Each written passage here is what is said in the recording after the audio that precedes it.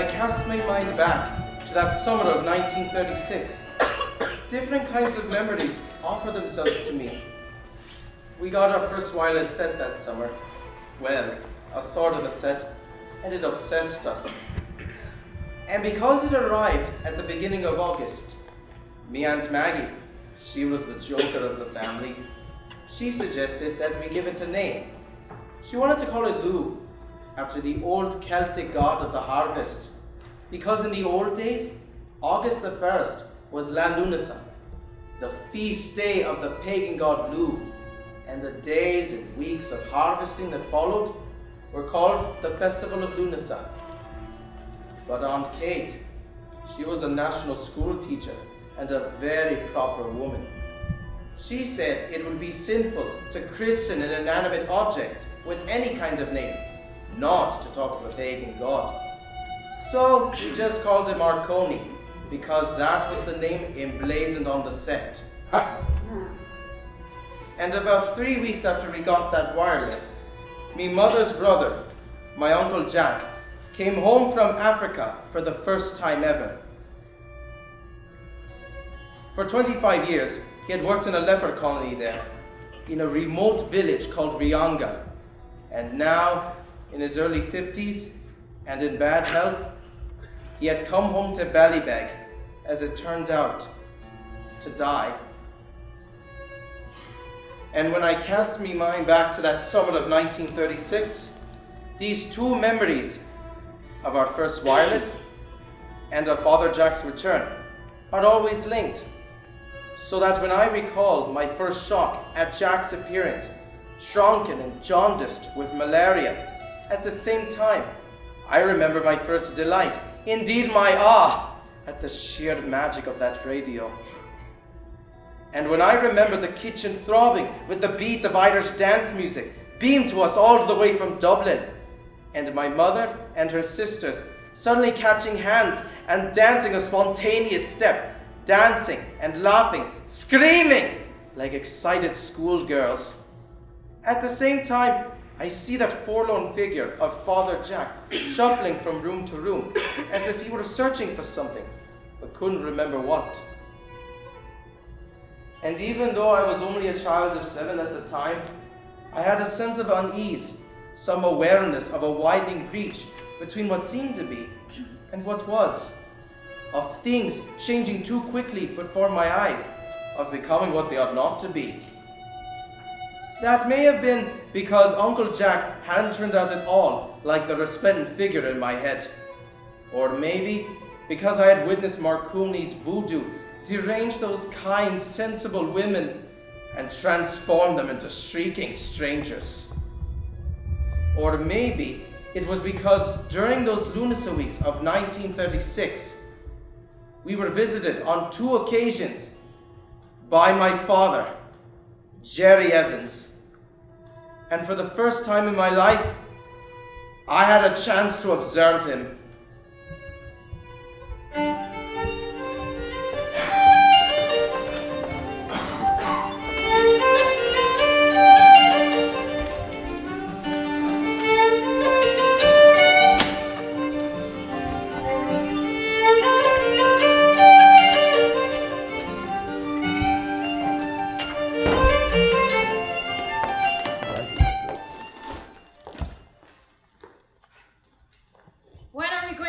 Decent mirror to see ourselves in. You can see enough to do you.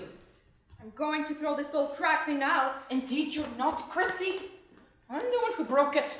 The only way to avoid 7 years bad luck is to keep on using it. You can see nothing in it except more wrinkles.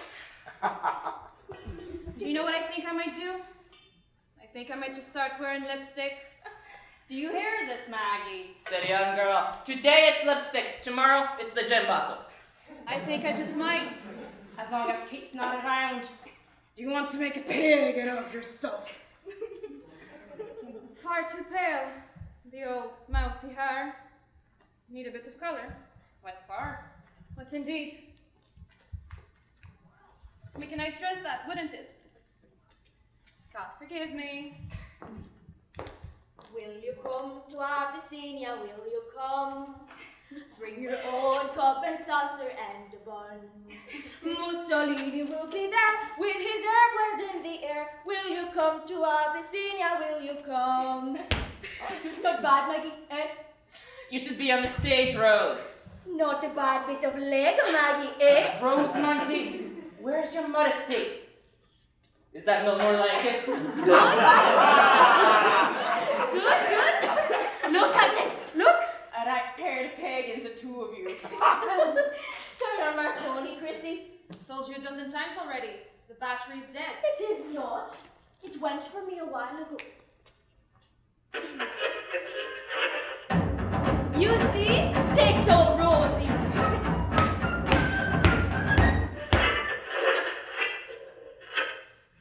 Told you. That old set's useless. Kate will have a new battery back with her. It's the battery that's wrong. Is Abyssinia in Africa, Aggie? Yes. Is there a war there? Yes, I've told you that. But that's not where Father Jack was, is it? Jack was in Uganda, Rosie. That's a different part of Africa. You know that. Yes, I do. I know that.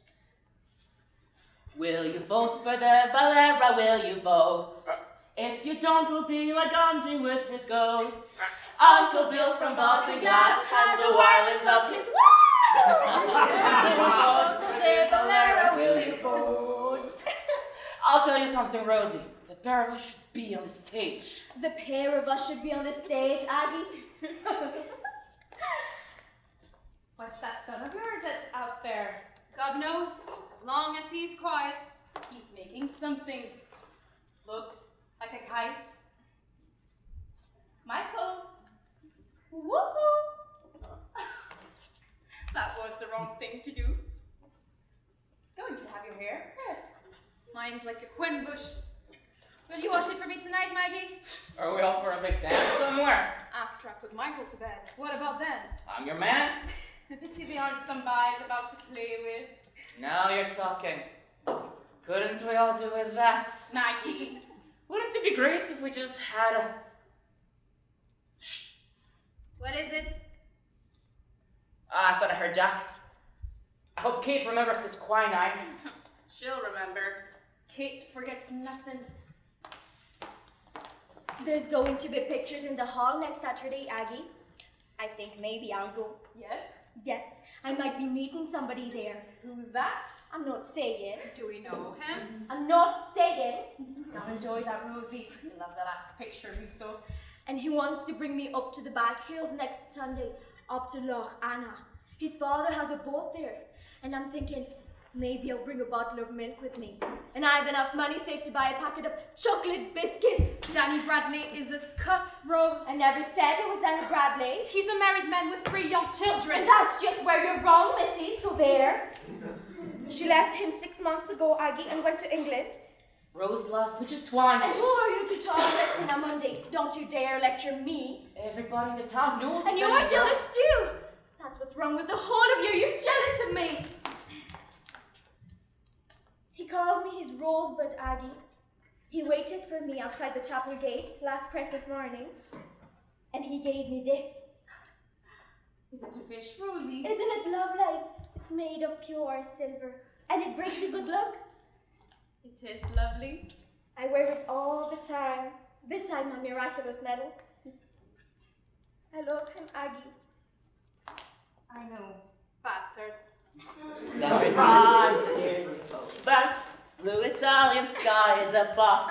He said, Mr. Ivy For Rupert. God's sake, I have an iron there. How was I to know that? Don't you see me ironing? Can't you spare a sweet word of love? Now you've lost it. Get out of me road, will you, Rosie love? Give me a hand with this. Can work a bit faster. I'll never get 2 dozen pairs finished this week. What are these supposed to be? Kites. Kites! God help your wits. What's really your walking, Aunt Maggie? You're standing on a tail. Did it squeal? I'll make a deal with you, Cup. I'll give you a penny if those things ever get off the ground. You're on. I have a riddle for you. Give up. What goes round and round the house and then sits in a corner? A broom. Why is a river like a watch? You're pathetic. Because it never goes far without winding. Harry out and Harry in. Lift your foot and stab it in. What is it? Give up. Think, will you? Give up! Have you even one brain in your head? Give up.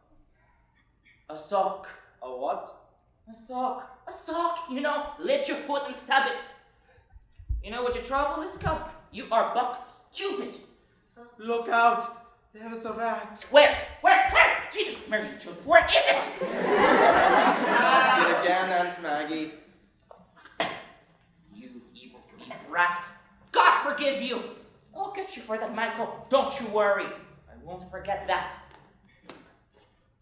And I had a barley sugar sweet for you. Are there bits of cigarette tobacco stuck to it? Jesus Christ. Someday, you're going to fill some woman's life full of happiness. There. I hope it chokes you.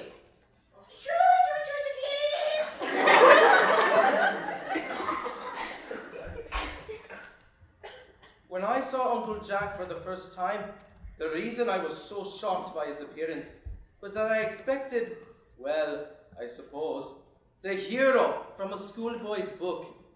Once, I had seen a photograph of him, radiant and splendid in his officer's uniform. It had fallen out of Aunt Kate's prayer book, and she snatched it from me before I could study it in detail. It was taken in 1917, when he was a chaplain to the British forces in East Africa, and he looked magnificent. But Aunt Kate had been involved locally in the War of Independence, so Father Jack's brief career in the British Army was never referred to in that house. All the same, the wonderful Father Jack of that photo was the image of him that lodged in my mind. But if he was a hero to me, he was a hero and a saint to my mother and to my aunts. They pored over his occasional letters. They prayed for him every night, and for his lepers, and for the success of his mission. They scraped and saved for him. A sixpence here, a shilling there. Sacrifices they made, willingly, joyously, so that they would have a little money to send to him at Christmas and for his birthday. And every so often, when a story would appear in the Donegal Inquirer about our very own leopard priest, as they called him, because Ballybeg was proud of him, the whole of Donegal was proud of him. It was only natural that our family would enjoy a small share of that fame. It gave us that little bit of status in the eyes of the parish. And it must have helped my aunts to bear the shame Mother brought on the household by having me, as it was called then, out of wedlock.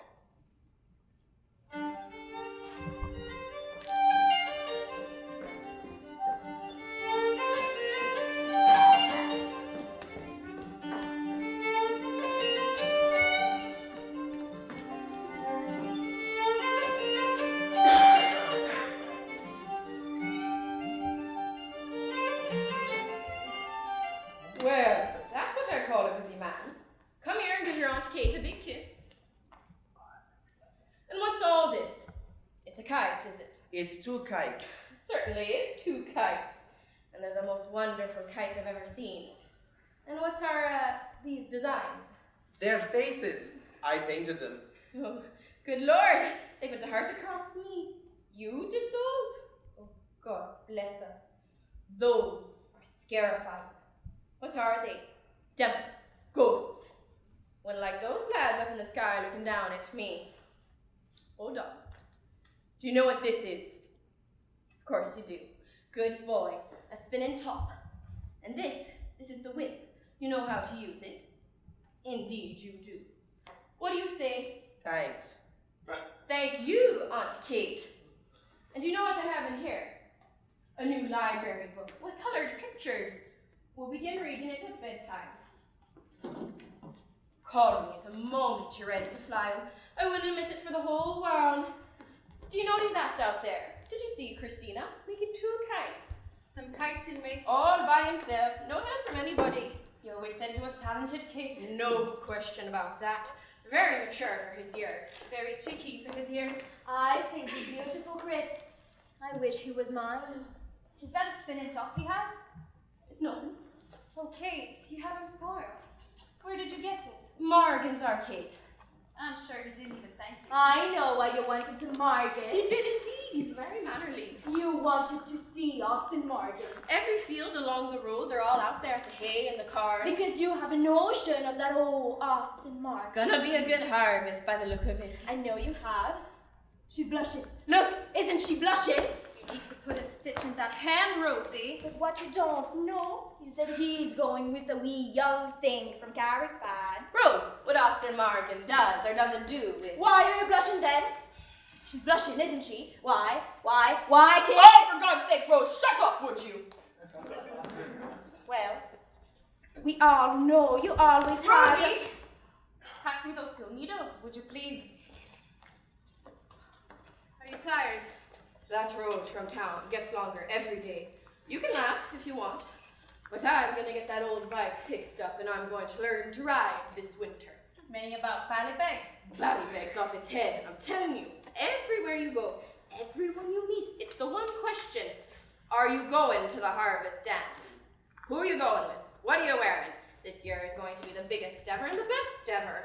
All the same, I remember some great harvest dances. Don't we all? Another one of those riveting Annie M. P. Smithson novels for you, Agnes. Ah, thanks. A Marriage of Nurse Harding. Oh dear. And for you, Christina, 1 teaspoonful every morning before breakfast. What's this?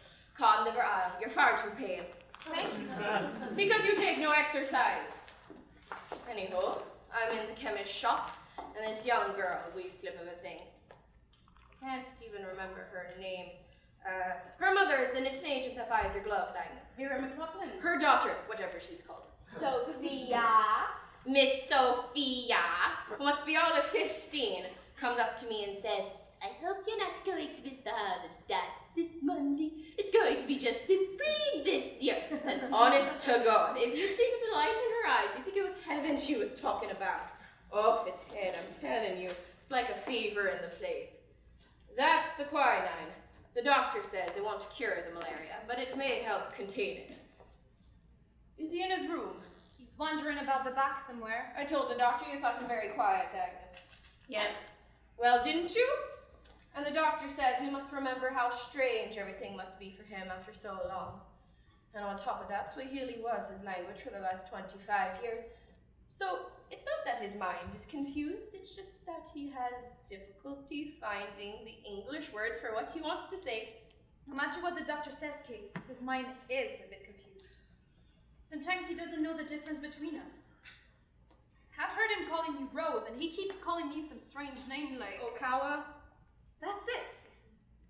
Aggie, you've heard him, haven't you? Okawa was his house spy. He was very attached to him. I think I'm getting corns in this foot. I hope to God I don't end up crippled like poor mother. Oh, may she rest in peace. Wouldn't it be a good one if you all went Went where? to the harvest dance? Aggie! Just like we used to, all dressed up. You think I'd go? I'd go too, Aggie. I'd go with you. For heaven's sake, you're not serious, Agnes, are you? I think I am. There's more than Ballybeg that's off its head. I think we should all go. Have you any idea what it'd be like? Crawling with cheeky young brats I taught years ago. I'm game. We couldn't, Aggie, could we? Not a riff-raff from the countryside. Oh, I'm game. Oh, God. Aggie, you know how much I love dancing. What do you say? You have a 7-year-old child, have you forgotten that? You could wear that blue dress of mine. You have the figure for it. And it brings out the color of your eyes. Can I have it? God, I could dance non-stop all night, all week, all month. And who'd look out for Father Jack? And you look great in that cotton dress you got for confirmation last year. You're beautiful in it, Oh, Kate. that's sort of silly talk. And you could wear me brown shoes, the crossover straps. This is silly talk. We can't, Agnes. How can we? Will Maggie go with us? Will Maggie what? Try to stop her? Oh, God, Agnes. What do you think? We're going. Are we? We're off. We're away. Maybe we're mad. Are we mad? It costs 4 and 6 to get in. I've £10 saved. I'll take you. I'll take us all. Hold on now. How many years has it been since we were at the harvest dance? At any dance. And I don't care how young they are, how drunk and sweaty and dirty they are. I want to dance, Kate. is a festival of Lughnasa. I'm only 35. I want to dance. I know, Agnes, I know. All the same. It's settled. We're going. The Monday girls, all 5 of us together. Like we used to. I love you, Agnes. I love you more than chocolate biscuits. Will you come to Abyssinia? Will you come? Bring your old compass saucer and the bun. No. We're going to no harvest dance. We all want to go. Just look at yourselves, will you? Just look at yourselves. Dancing at our time of day. That's for young people with nothing in their heads but pleasure. Kate, I think we... Do you want the whole countryside laughing at us? Women of our years, mature women, dancing. Let's come over, all of you. And on top of that, this is Father Jack's home now. We must never forget that. Ever. No, we are going to no harvest dance. But you just said... And the discussion's over. I don't want it mentioned again.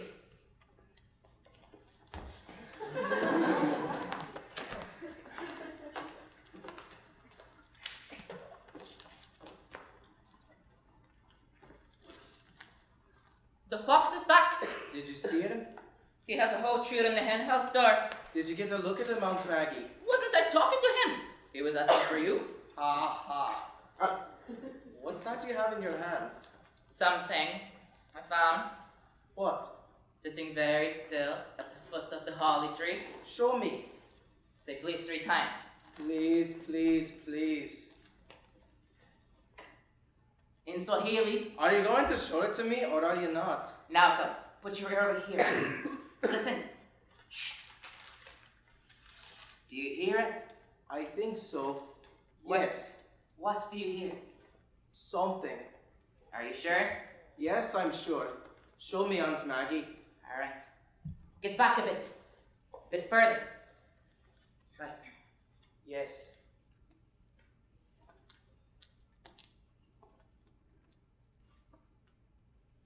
What was it? Did you see it? I think so. Yes. Wasn't it magnificent? Was it a bird?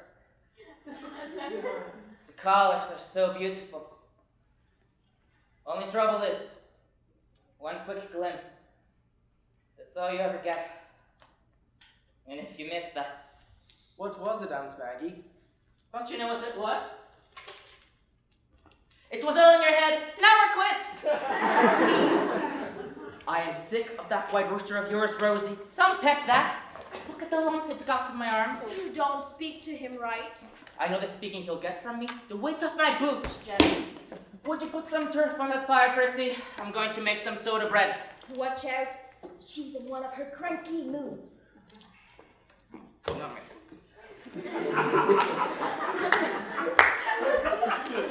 You're 10 Wildwood Vine, Maggie. Great. The tongue's out a mile.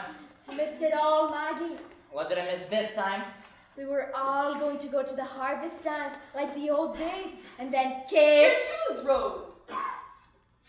The shoemaker says whatever kind of feet you have, only the insides of your soles wear out. Is that a bad thing? That is neither a bad thing nor a good thing, Rose. It is just distinctive, as might be expected.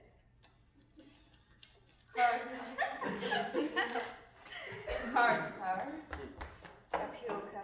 Tapioca's gone up a penny for some reason. And sugar. And a blackberry jam. If we ever get the blackberries. Look at the packet of woodbine she got me. What's wrong with it? Only 9 cigarettes in it. They're so wild.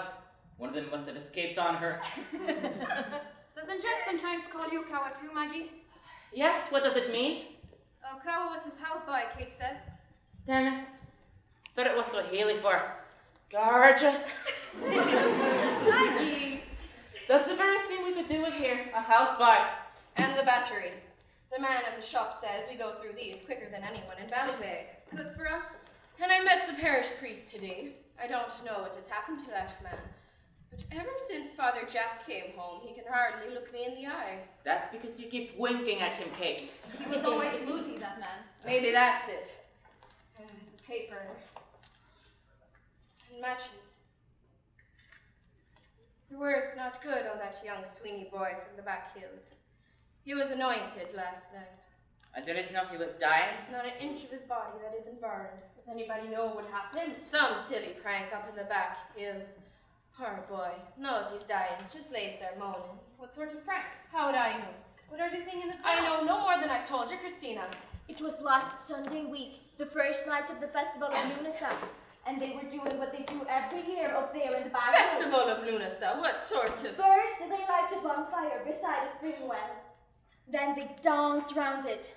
Then they drive their cattle through the flames to banish the devil out of them. Banish the... You don't know the first thing about... And this year there was an extra big crowd of boys and girls, and they were off their heads with drink.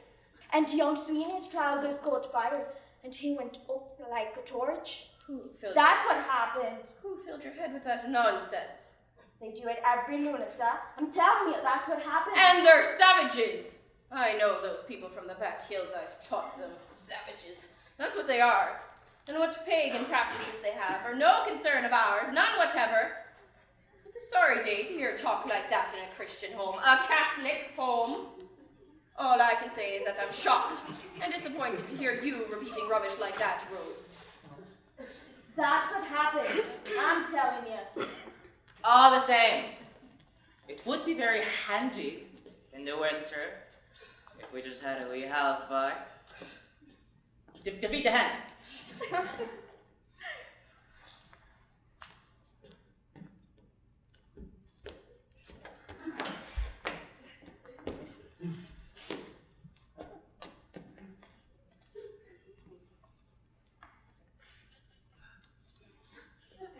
I beg your pardon. The wrong apartment. Forgive me. Come in and join us. You're looking well, Jack. Yes. I expected to enter the bedroom through the... What I am missing. What I require. I had a handkerchief in my pocket and I think perhaps Here's a handkerchief. Thank you. I am grateful. It is strange. I don't remember the architecture, the planning, the layout. I don't recollect the layout of this home scarcely. That is strange, isn't it? I thought the front door was there. You went to the village to buy stars, Agnes. It's Kate. And everyone was asking about you. They remember me? Of course they remember you.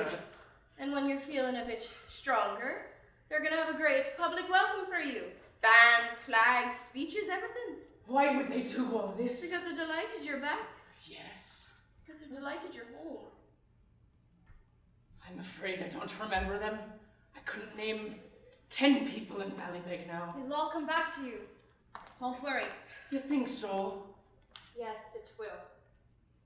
Perhaps I feel the climate so cold. If you'll forgive me. Why don't you lie down for a while? I may do that.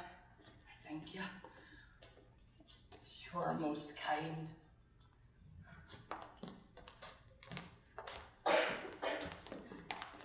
It will be a slow process, but he'll be fine. Margarine, flour, and wait till you hear. Who did I meet at the post office today? Maggie, you listening to me? Yes? You'll never believe it. Your old pal, Bernie O'Donnell, home from London, first time back in 20 years. Burn. Absolutely gorgeous. Figure of a girl of 18, dressed to kill from head to foot, and hair as black and as curly as the day she left. I can't tell you, a film star. Bernie O'Donnell. And beside her, two of the most beautiful children you've ever laid eyes on. Twins, they'll be 14 next month. And to see the three of them together, like sisters, I'm telling you. Twin girls. Identical. Identical. Nora and Nina. Mother used to say twins were a double blessing. And wait till you hear. They're pure blonde. Where, in the name of God, did the blonde hair come from, I asked her. Father Eric, she said. He's from Stockholm. Stockholm? Where is Stockholm, Aggie? So there you are. Bernie O'Donnell married to a Swede. I couldn't believe it. But the same old bubbly, laughing, happy Bernie, asking about everyone by name. She remembered us all. Knew all about Michael, had his age down to the very month. Was Agnes still the quickest knitter in Ballybeg? And weren't none of us thinking of getting married? And weren't we wise? Did she remember me? Rose had the sweetest smile I ever saw. There. But asked especially for you, Maggie, how you were doing, what you were doing, how you were looking. Were you still as light-hearted as ever? Whenever she thinks of you, she says, she has the memory of the two of you sitting behind a turf stack, passing a cigarette between you, falling about, laughing about some boy. What was it? Curly somebody. Curly McDade, an Egypt of a fella, bald as a neg at 17. Bernie O'Donnell. Oh my goodness. Will she be around for a while? Leaving tomorrow. We won't see her. That's a pity. Nice names, aren't they? Nina and Nora? I like Nora. Nice name, strong name. Not so sure about Nina. Do you like Nina for a name? Nina? No, not a lot. Well, if there is a Saint Nina, I'm afraid she's not in my prayer book. Maybe she's a Swedish saint. Saints in Sweden! What will be next? Mother used to say to it, You've offered us that cheap wisdom already, Rosie. You got some flour on your nose, Maggie? When I was 16, I remember slipping out one Sunday night. It was this time of year, at the beginning of August, when Bernie and I met at the gate of the workhouse, and the pair of us ran off to a dance in Ardstra. I was being pestered by a fellow called Tim Carlin at the time, but it was really Brian McGuinness that I was keen on. Remember Brian with the white hands and the longest eyelashes you ever saw?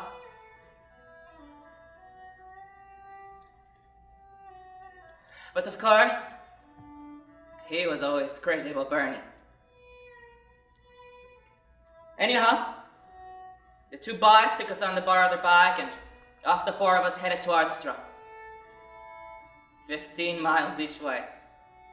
If Daddy would have known, may he rest in peace.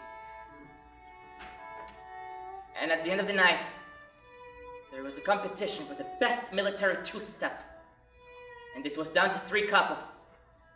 The local pair from Ardstra, Weedsy, me, and myself.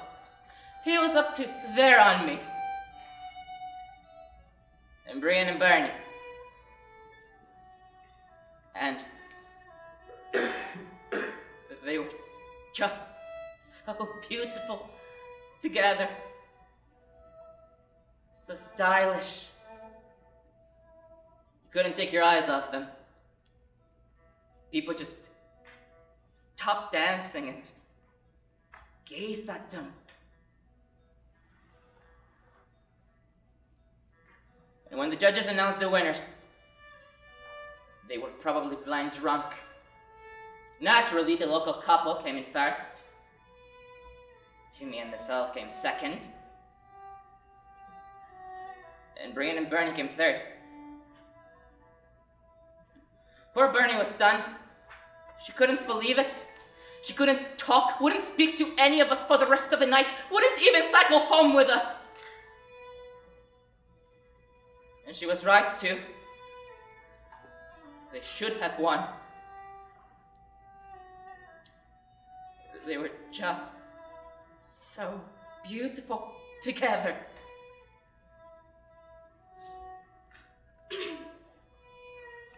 That's the last time I saw Brian McGuinness. Remember Brian? Next thing I heard, he had left for Australia. She was right to be angry, Bernie. I know it wasn't fair. It wasn't fair at all. They must have been blind drunk, those judges. Whoever they were. Is it working now, Christina? What's that? Marconi. Marconi. Yes. Yes. Should be.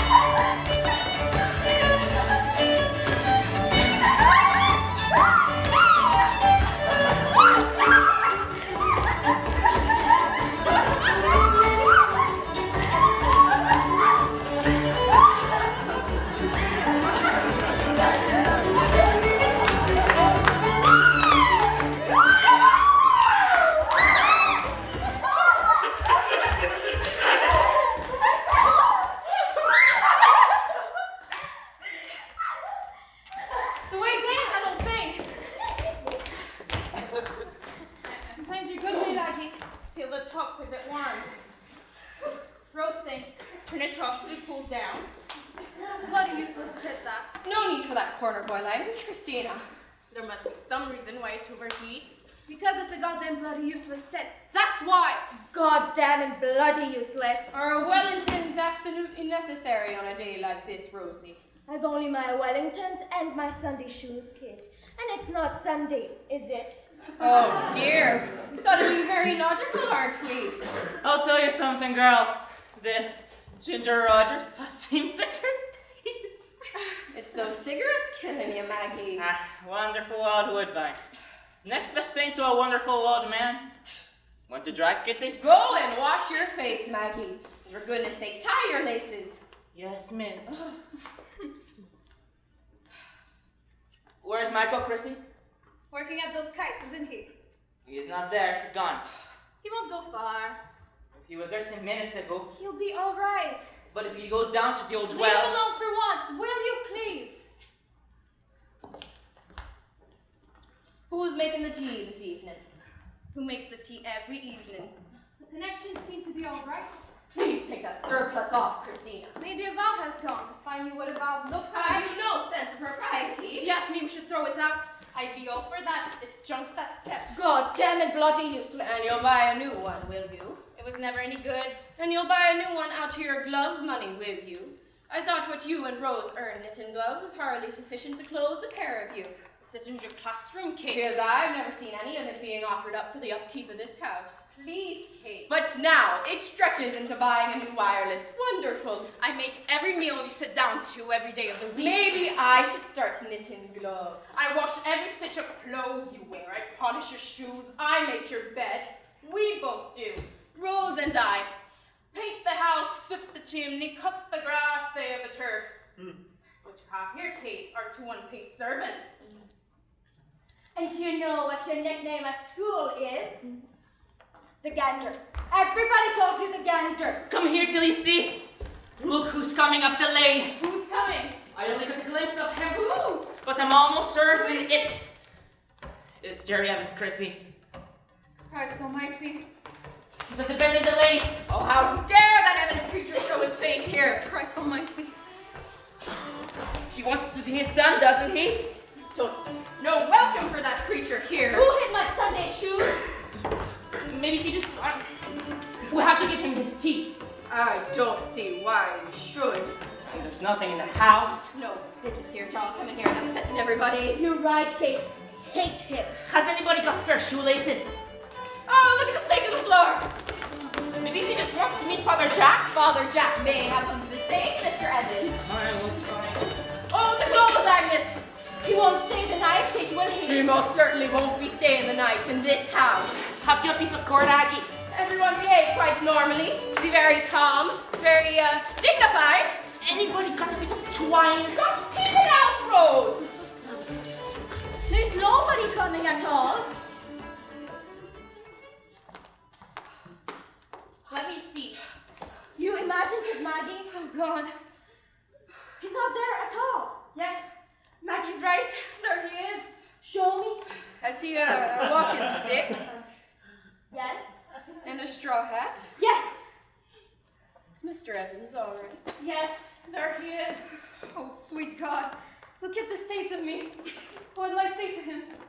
How close is he? Oh, I couldn't look that man in the face. I just hate him. Hate him. That is a very unchristian thing to say, Rose. There's no luck in talk like that. Look at me hands, Kate. I'm shaking. You're not shaken.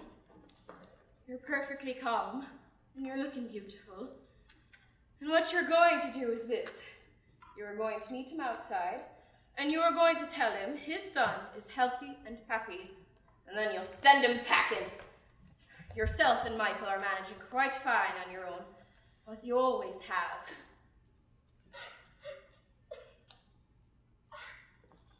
Of course, invite him in and give the creature his tea.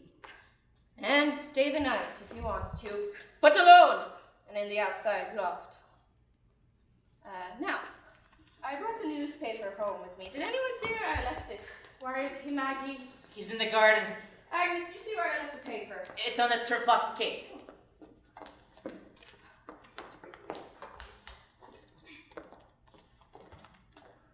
How are you, Chrissy?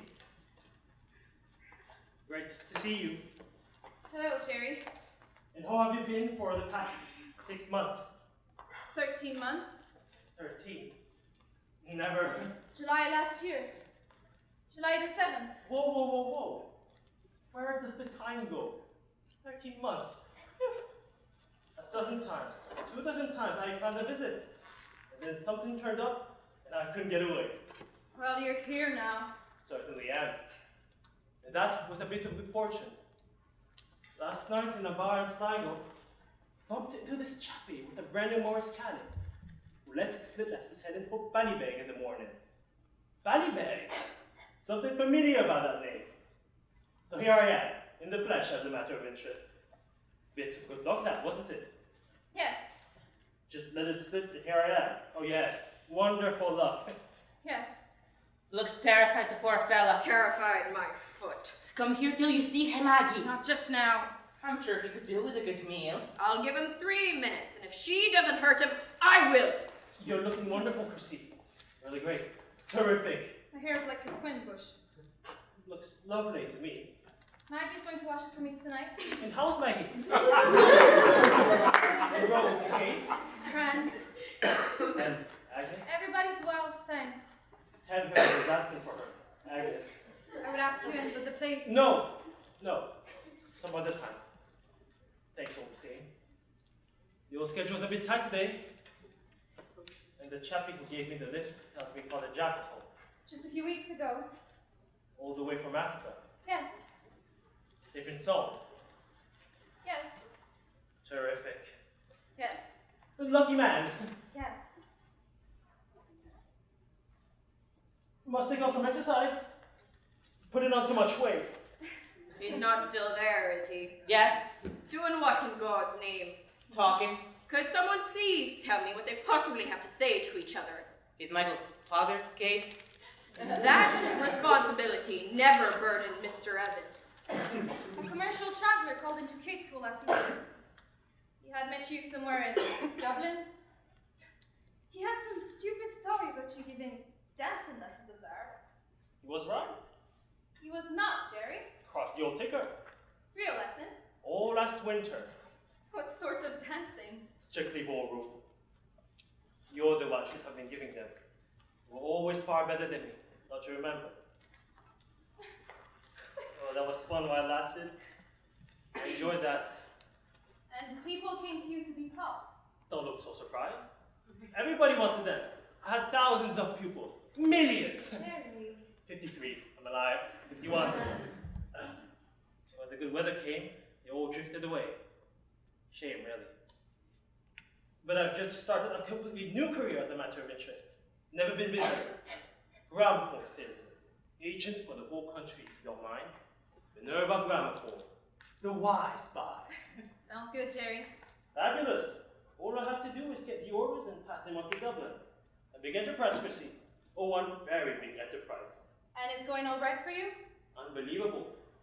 The whole center can't keep up with me. You see this country? This country is gramophone crazy.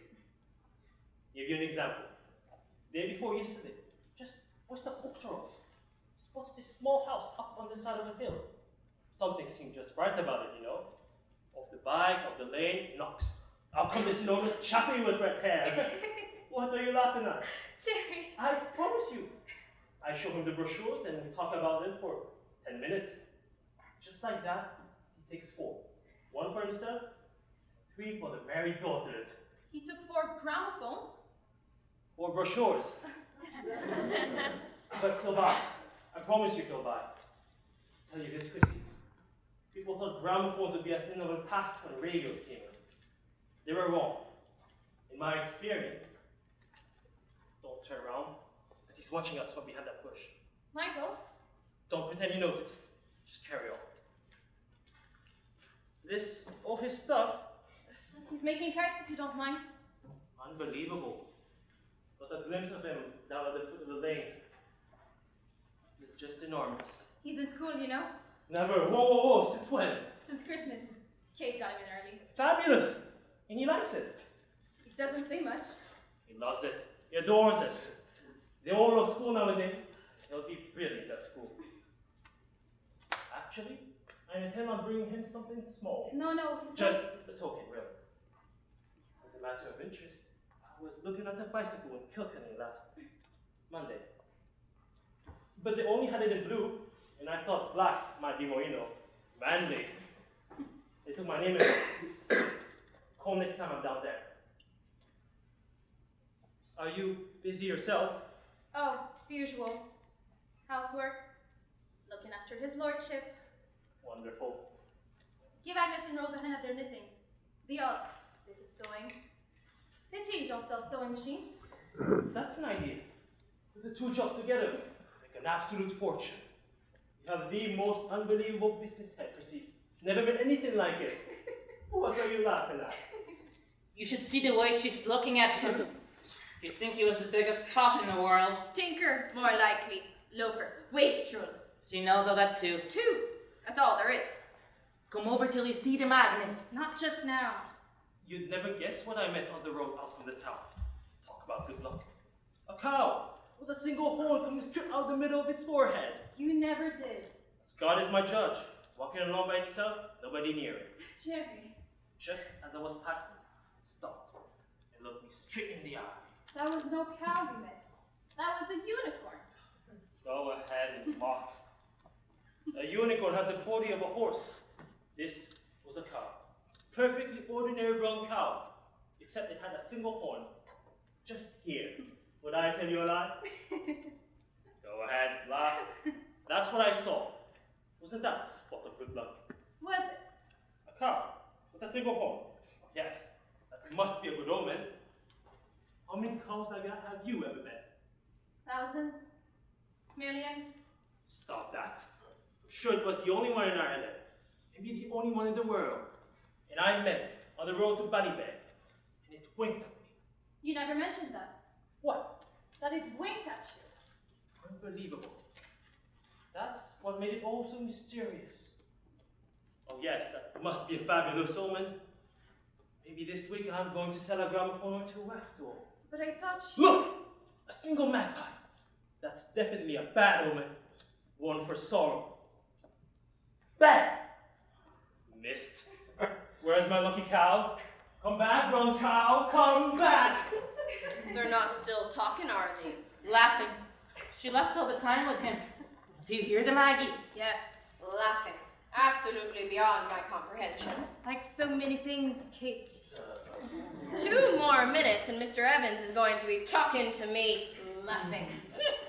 Thinking of going away for a while, Chrissy. Where to? But I'll come back to say goodbye first. Are you going home to Wales? Wales isn't my home anymore. My home is here. Well, Ireland. To Spain, as a matter of interest. Just for a short while. To sell gramophones? Good God, no! You never believe this.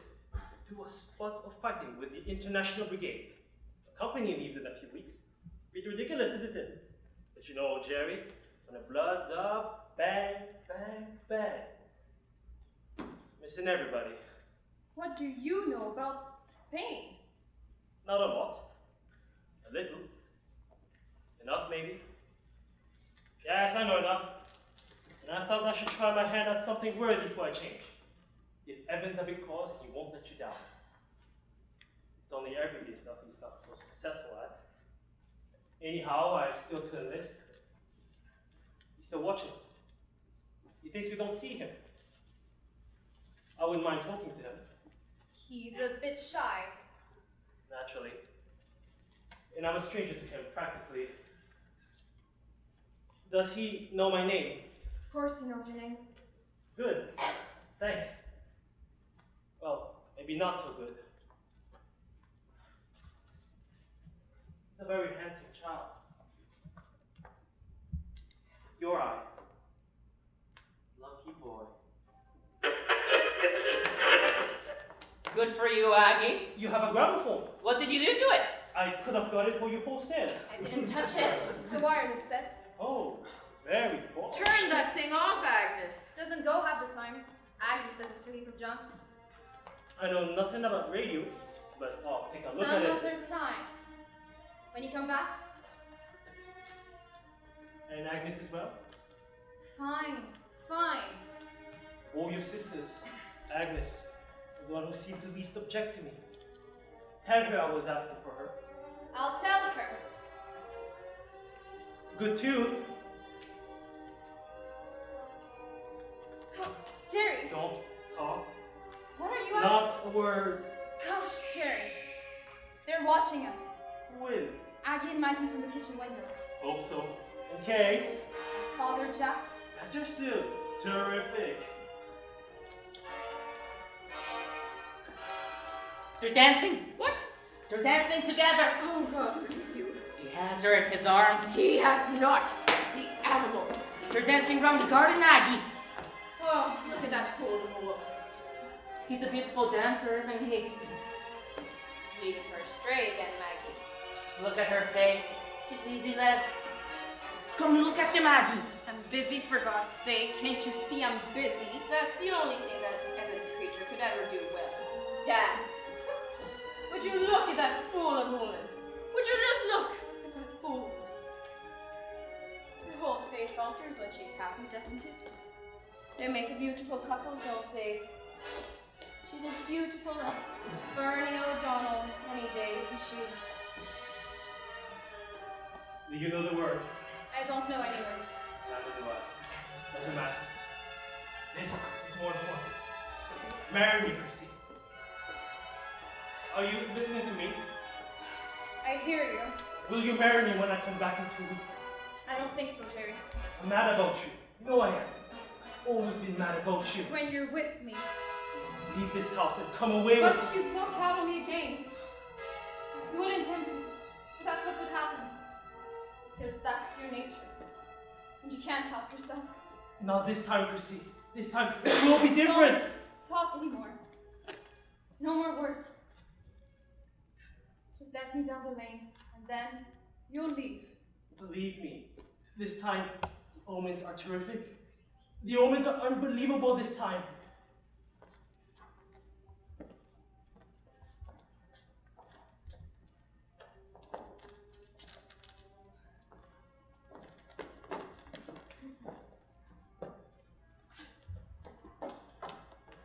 They're away. Dancing. Whatever's wrong with it, that's all it seems to last. A few minutes at a time. Something to do with the way it heats up. We probably won't see Mr. Evans for another 12 months, till the humor suddenly takes him back again. He has a Christian name. And in the meantime, it's Christina's heart that will get crushed. That's what really gets me angry. But what really infuriates me is that the creature has no sense of ordinary duty. Does he ever wonder how she clothes and feeds Michael? Does he ask her? Does he care? Going out to get me head cleared. Bit of a headache all day. Seems to me the beasts in the field have more concern for their young than that creature has. Do you ever listen to yourself, Kate? You are such a damn righteous bitch! And his name is Jerry! Jerry! Jerry! What was that about? Who can tell? Don't I know? Don't I know his name is Jerry? What have I been calling him? St. Patrick! She's worried about Chris too. That's what a creature like Mr. Evans does. Appears out of nowhere and suddenly poisons the whole atmosphere of the house. The bastard! God forgive him. That's what I mean. God forgive me.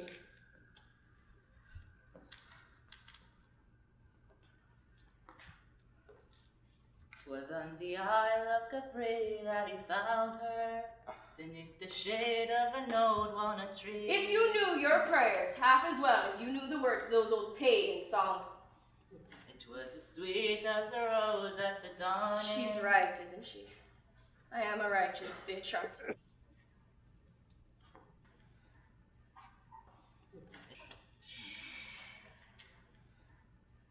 She's worried about him. You work hard at your job. You try to keep the home together. You perform your duties the best you can because you believe in responsibilities and obligations and good order. And then suddenly, you realize that hair cracks are appearing everywhere. That the whole thing is about to collapse.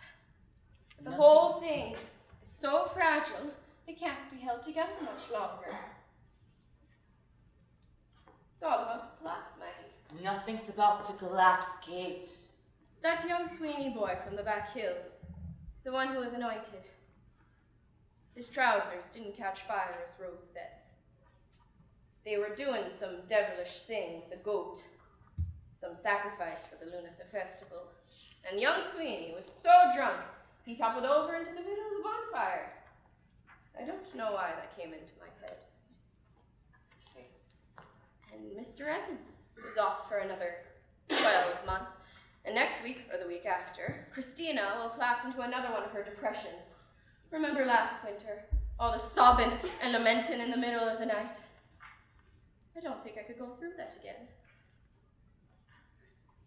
And the doctor says he doesn't think Father Jack's mind is confused, but that his superiors had no choice but to send him home, whatever he means by that, Maggie. And I did talk to the parish priest today. He said the numbers in the school are falling, and that there may not be a job for me after the summer. But the numbers aren't falling, Maggie. Why is he telling me lies? Why does he want rid of me? And why is he not to come out to visit Father Jack? If he gives me the push, all 5 of us will be together all day long. We could spend the day dancing to Marconi. But what worries me most of all is Rose. If I die, if I lose my job, if this house were broken up, what would become of our Rose? I must put my trust in God, Maggie, mustn't I? He'll look after her, won't he? I believe that. I do believe that. I believe that. Well, now that you've had a good look at him, what do you think of him? Do you remember him? I never saw him before. Shh. Yes, you did. 5 or 6 times. You've forgotten, and he saw you at the foot of the lane. He thinks you've got very big, and he thinks you're handsome. Aunt Kate got me a spinning top that won't spin. He's handsome. Isn't he handsome? Give up.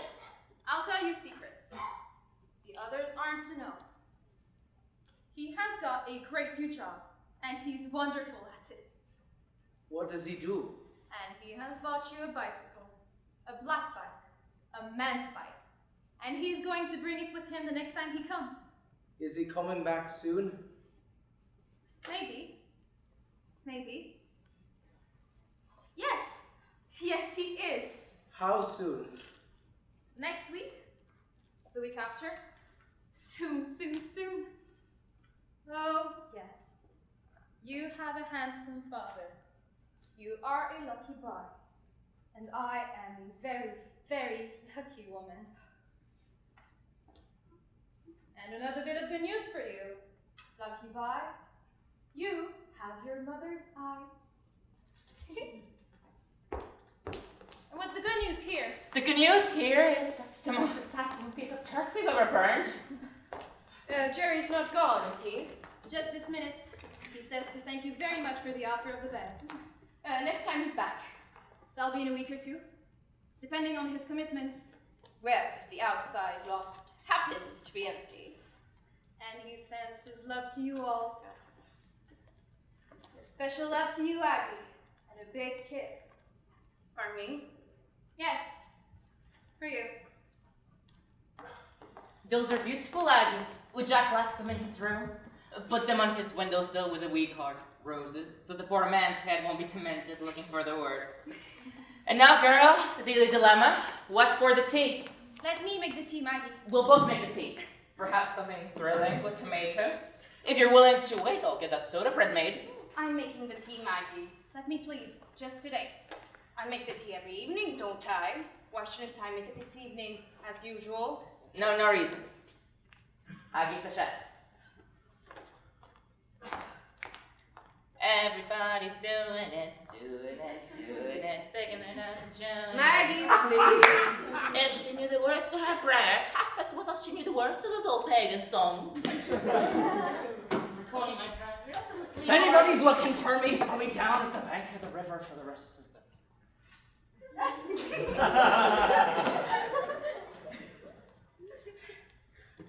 Forgive me.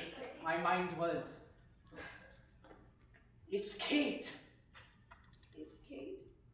And Agnes. And Margaret. How are you today, Jack? And this is... Christina. Forgive me, Chris. You were only a baby when I went away. I remember Mother lifting you up as the train was pulling out of the station and her catching your hand and waving it at me. You were so young, you scarcely had any hair, but she managed to attach a tiny pink, a bow, right about here. And when she waved your hand, the bow fell off. It's like a picture, a camera picture, a photograph. It's like a photograph in my mind. The hair isn't much better even now, Jack. And I remember you were crying, Margaret. Was I? Yes, your face was all blotchy with tears. You may be sure. Youthful as ever. And you and Kate were on Mother's right. And Rose was in between you. You each had a hand. And I remember Mother's face showed nothing. I often wondered about that afterwards. She knew she would never see you again in her lifetime. I know that. But in the other life, do you think perhaps Mother didn't believe in the ancestral spirits? Ancestral? What are you blathering about, Jack? Mother was a saintly woman who knew she was going straight to heaven. And you must take your medicine. The doctor says you must take it 3 times a day. There was a priest that took so much quinine, became an addict and almost died. A German priest, Father Sharpeggy. He was rushed to the hospital in Kampala. They could do nothing for him. So, Okawa and I brought him to our local medicine man, and Carl Sharpeggy lived until he was 88. There was a strange white bird on my windowsill when I woke up this morning. That's Rosie's pet rooster. Away from that thing. Look what it did to my arm, Jack. One of these days I'm gonna wring its neck. That's what we do in Rianga when we want to please the spirits or appease them. We kill a rooster or a young goat. It's quite the exciting exhibition. That's not the word, is it? Demonstration? No. Show? No, what's the word I'm looking for? Spectacle? No, that's not it. The word for a sacred and mysterious. You have a ritual killing. You offer sacrifice. You have dancing and incantations. What's the word for that whole... for that... Gone. Lost it. My vocabulary has deserted me. Never mind, it doesn't matter. I think perhaps I should put on more clothes. You spoke Swahili all the time out there, Jack? Yes, all the time. To the people, Swahili. When the European called, we speak English, or when we get a visitor. A visitation from the district commissioner. The present commissioner knows Swahili. He won't speak it. The stubborn man. The Irish outcast, he calls me. He and I fight a lot. He's always inviting me to spend a weekend with him in Kampala. Keep me from going native, as he calls it. Perhaps when I go back. If you cooperate with the English, they give you lots of money for churches, schools, and hospitals. Gets so mad at me because I won't take his money. Reported me to my superiors in head house last year. They were very cross. Oh, very cross. But I like him. When I was saying goodbye to him, I thought this was very funny. He gave me a present of the last governor's ceremonial hat to take home with. That's the word! Ceremony! How could I have forgotten such a simple word? The offering, the ritual, the dancing. Ceremony. What was I telling you again? The district commissioner gave you this present. Oh, yes. A wonderful triangular hat with 3 enormous peacock plumes rising up from the crown. I have it in one of my trunks. I'll show it to you later. Do you know what I found very strange? On the boat ride back home, there were days when I couldn't remember even the simplest words. Not that anyone seemed to notice. And you can always point. Maggie, can't you? Or make signs.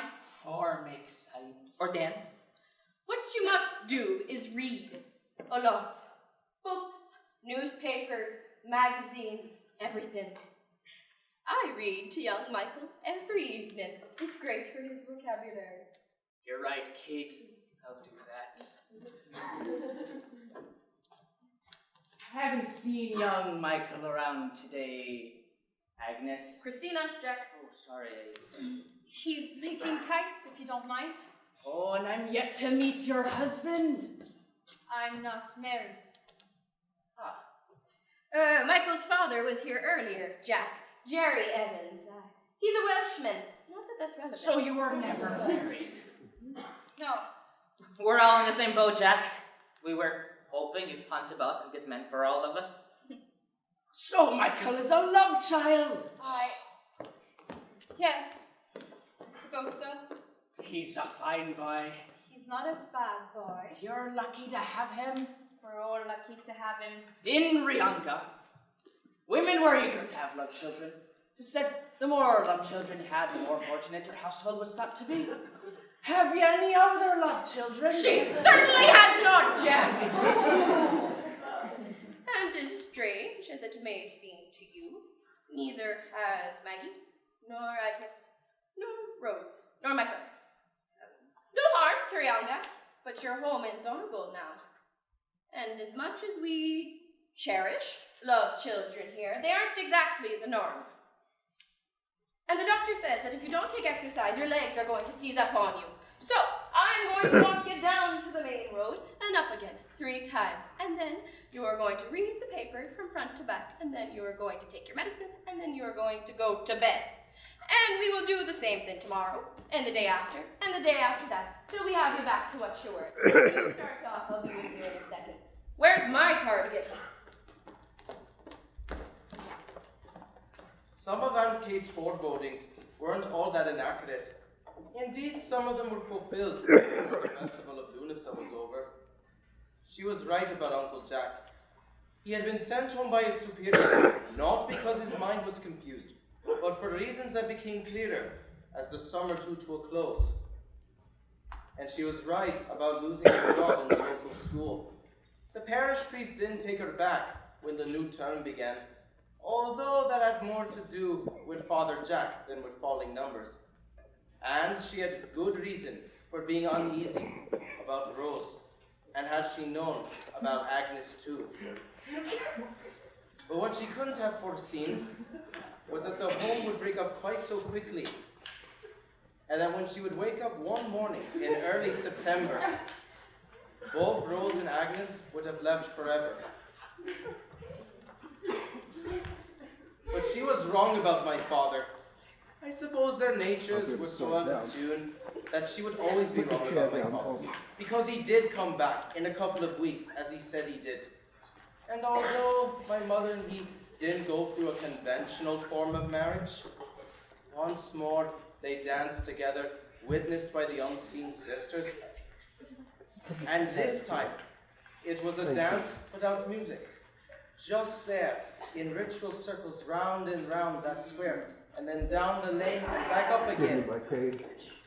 My mother, with her head thrown back, her eyes closed, her mouth slightly opened. My father, holding her just that little distance away from him, so that he could regard her upturned face. No singing, no melody, No words. Only the swish and whisper of their feet across the grass. I'd watched the ceremony from behind that bush. But this time, they were conscious only of themselves and of their dancing. And when he went off to fight with the International Brigade, my mother grieved as any bride would grieve.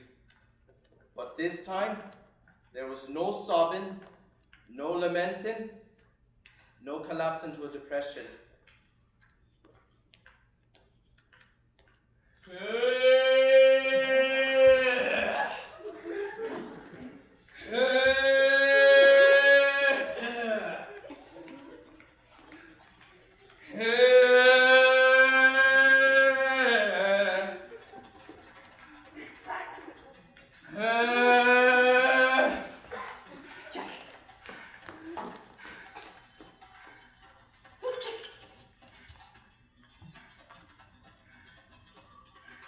We'll leave these where we found them. They don't belong to us. They belong to the child. Let's start on our walk now.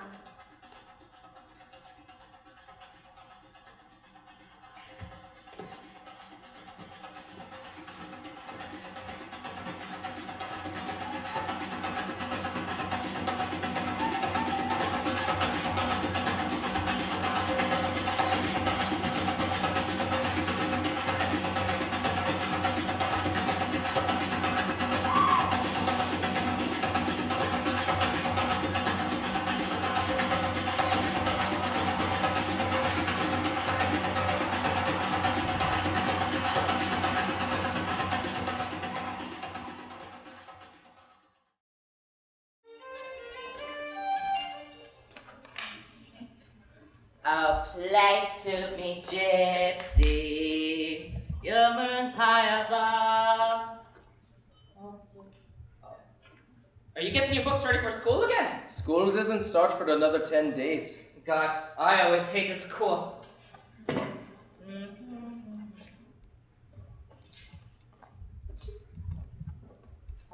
What are you doing anyway? Can't answer? What are you doing? Beside your caravan, campfires bright. Leave me alone, Aunt Maggie. I'll be your vagabond. Now look what you made me do. Your honest opinion, cop. Am I vagabond material? Get out of me, I'm trying to write a letter. Who to? Oh, that's for me to know and for you to find out. Whoever it is, they need to be smart to be able to read that scrawl. It's the Santa Claus. To Santa Claus? Nothing like getting in before the rush in September. What are you asking for anyway? A bell. A bell. For me bicycle. For your bicycle. The bike my daddy has bought me. Stupid. Daddy bought you a bicycle? He told me he bought it in Kilkenny. So there. Your daddy told you that. Ask him yourself. It's coming next week. It's a black bike. A man's bike. Aren't you the lucky boy? It's going to be delivered here to the house. He promised me. So long as he promised you. Now, we get to teach you to ride. I know how to ride. You don't. I learned at school last Easter. So there. But you can't ride. I can so. I know you can't. Maybe not by myself, but put me on the bar cup. Magnificent. You never sat on a bar of a bike in your life, Aunt Maggie. Oh, yes, I did, Michael. Oh, yes, indeed, I did. Now, away and right to Santa another day. On a day like this, you should be out in the fields running about like a young calf. Oh, hold on. I have a riddle for you. Give up. A man goes to an apple tree with 2 apples on it. He doesn't take apples of it, but he doesn't leave apples on it. How does he do it? Give up. Think. Give up. Since you don't know, I will tell you. He takes 1 apple off. Get it? He doesn't leave apples on. He doesn't take apples off. God. You might as well be talking to a turf stack. Did I hear the church bell ringing? Big posh wedding today. Oh, not one of my sisters. No such luck. A man called Austin Morgan and a girl from Carfab. Austin Morgan? Should I know that name? I don't think so. Do you run the arcade in the town? And how are you today, Jack? Cold as usual, Maggie. And complaining about it as usual. Complain away. Why wouldn't you? And it is getting colder. But you're looking stronger every day, Jack. Oh, and I feel stronger too. Now, off for my last walk of the day. Number 4? Number 5. Down past the clothesline, cross the stream, around the old well and up through the meadow. And when that's done, Kate won't have to nag at me. Nag. Sounds strange. Something wrong with it. Nag. That's not a word, is it? Nag, yes, to keep on at somebody. Yes. Nag. Good. My English vocabulary is coming back too. Great. Still sounds a bit strange though. Time for another walk, Jack. Just about to set out on number 5. And thank you for keeping at me, Kate. No sign of Rose and Agnes yet? They said they'd be back for tea. They're whipping blackberries. You used to pick blackberries. Do you remember, Jack? Down beside the old quarry. The very place? Mother and myself. Every Lughnasa. The annual ritual. Of course I remember. And then she would make the most wonderful jam. You used to take that to school with you every day through the winter. A piece of soda bread and blackberry jam. But no butter. Except on special occasions when you got scones, and for some reason they were always buttered. I really should walk down to that old quarry one of these days. Oh, ruddier than the cherry, oh, sweeter than the berry, oh, nymph more bright than moonshine light, like kidlings blithe and merry. Where on earth did that come from? You see, Kate, it's all coming back to me. So you'll soon start saying mass again. Oh, yes, indeed. Here in the house? Why not? Perhaps I'll start next Sunday. Oh, would the neighbors join us? Oh, they surely would. A lot of them have been asking me about it already. How would we let them know? I wouldn't worry about that. Word gets about very quickly. What Okawa does. You know Okawa, don't you? You're a houseboy? My friend, my mentor, my counselor, and yes, my houseboy as well. Anyhow, Okawa summons our people by striking a huge iron gong. Did you hear the wedding bell this morning, Kate? Yes. Well, Okawa's gong travels 4 times as far as that. But if it's one of the bigger ceremonies, he'll spend the whole day going around all the neighboring villages playing this enormous flute he made himself. And they all meet in your church? Oh, when I had a church. Now we meet in the common in the middle of the village. If it's one of the more important ceremonies, you could have up to 300 or 400 people. All gathered together for mass. Maybe. Or maybe to offer sacrifice to Obi, our great goddess of the earth, so that the crops will flourish. Or maybe to get in touch with our departed fathers for their advice and wisdom. Or maybe to thank the spirits of our tribe if they've been good to us. Or to appease them if they're angry. I complain to Okawa that our calendar of ceremonies gets fuller every year. Like at this time of year, the Ugandan harvest time, you have 2 very wonderful ceremonies, and they're both dedicated to our great goddess, Obi.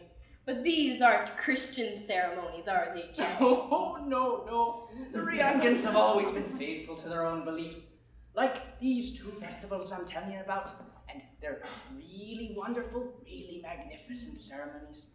I haven't told you about these 2 festivals in detail before, have I?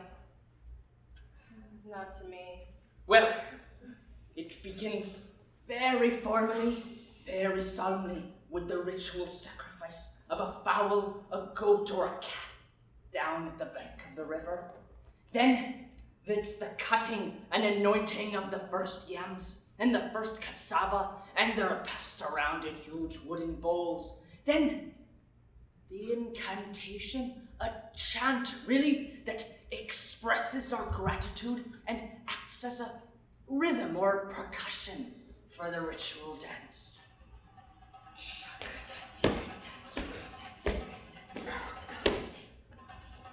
And then, when the Thanksgiving is over, the dance continues, and almost imperceptibly, the religious ceremony ends, and the community celebration takes over. And that part of the ceremony is a real spectacle. We light fires around the periphery of the circle, and we paint our faces with colored powders, and we sing local songs, and we drink palm wine, and then we dance, and dance, and dance. Men, women, children, most of them lepers, many of them with misshapen limbs, with missing limbs, dancing, believe it or not, for days on end. It is the most wonderful sight you have ever seen. And that palm wine, you lose all sense of time. Oh, yes. The Riangians are remarkable people, and their capacity for fun, for laughing, for practical jokes, they've such open hearts. There's no distinction between the religious and the secular in the community. In some respects, they're much like us. You should come back with me, Maggie. How did I get into all that? You really must stop me from telling these long stories. Exercise time. I'll be back in 10 minutes. And just last week it took me 30 minutes to do number 4. You're doing a great job with me, Kate. Keep on nagging at me. It's not Gilbert and Sullivan, is it? Sorry. That quotation! What's that, Jack? Oh, ruddier than the cherry. Oh, sweeter than the berry. Nope, it's not Gilbert and Sullivan. But it'll come back to me. I promise you. It'll all come back to me. Jack, Yes. you are going to start saying Mass again, aren't you? We've agreed on next Monday, haven't we? Maggie, haven't we? Yes. At first light, the moment Rose's white cock crows, a harvest ceremony. You'll have to find a big iron gong somewhere, Kate. I told you. You wouldn't believe me. I told you. This morning, I heard all about the spirits of the tribe. And yesterday, I heard all about the medicine man that brought the woman back from death. He's not back a month yet. And you saw how he dodged about when I mentioned Mass. He said Mass next Monday, Kate. No, he won't. You know he won't. He's changed, Maggie. He needs more time. He's not our Jack Tom. In another month, he'll be Completely changed. He's not our Jack at all, and it's what he's changed into that frightens me. Doesn't frighten me. If you'd seen your face, of course it does. Oh, dear God. All the same, Kitty, I don't think it's a sight I'd like to see. What's that? A clatter of flippers trying to do the military two-step. God forgive you, Matthew Bundy. The poor creatures are as entitled to. This must stay in the family. Not a word must leave these walls. Do you hear me? Not a syllable. No false modesty. You know you're a great dancer, Chrissy. No, I'm not. You should be a professional dancer. You're talking rubbish. Let's dance from the garden again. We've done that already. Down the lane and up again, without music. That's enough for one day. Tell me about signing up. Was it really in a church? I'm telling you, it was unbelievable. It was a real church. A Catholic church as a matter of interest. I don't believe a word of it. Would I tell you a lie? Up at the end, in the sanctuary, there were 3 men, 2 of them in trench coats. But Between them, behind this lectern, and wearing a sort of military cap, this little chappie, who spoke in an accent I could hardly understand. Naturally, I thought he was Spanish. But Arma, as it turns out. I bet he couldn't understand you either. He described himself as a recruiting officer. Take it from me, comrade, nobody joins the brigade without my unanimity. It's a wonder he accepted you. Do you offer your allegiance and your loyalty and your full endeavors to the popular front? What's the popular front? The Spanish government that I'm going to keep in power. I take it that you're a syndicalist? No. An anarchist? No. A Marxist? No. A Republican? A socialist? A communist? No. Do you speak Spanish? No. Can you make explosive? No. Can you ride a motorbike? Yes, you're inside here. So you'll be a dispatch rider. And you leave on Saturday. First time. How long will you be away? As long as it takes to sort the place out. Seriously, Jerry. Maybe a couple of months. Everybody says it will be over by Christmas. They always say it will be over by Christmas. And I still don't know why you're going. Not so sure I know either. Once salesman that can't sell. And there's bound to be something right about the cause, isn't there? It's somewhere to go, isn't it? Maybe that's the important thing for a man. A named destination. Democracy. Ballybeg. Heaven. Women's illusions aren't so easily satisfied. They make better drifters. Anyhow, he held out a pen to sign on the dotted line. And it was only when I was writing my name that I glanced over the lectern and saw the box. What box? He was standing on a box. The chappie was a midget. Jerry. No bigger than 3 feet. Jerry, I promise you. And when we were having a drink afterwards, he told me he was invaluable to the brigade. Because he was a master at disguising himself. Jerry Evans, you Let's are...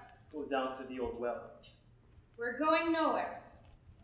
Come inside and take a look at this wireless. It stops and starts whenever it feels like it. I told you I know nothing about radios. I've said you're a genius at them. Chrissy, I don't even know how You to... can't try. Can't you? Come on. Michael misses it badly. You should see Jack striding through the meadow. He looks like a new man. Were you talking to him? He wants to do a swap with me. I'm to give him this hat. And he's to give me some sort of a 3-cornered hat with feathers that the district commissioner gave him. So it was a fair exchange. Chrissy says you're great with radios, Jerry. I'll take a look at it. All Why I can tell you is that it's not the battery. I got a new one yesterday. Let me check the aerial first. Very often that's where the trouble lies. Then I'll have a look at the ignition and sparking plugs. Leave it to Jerry.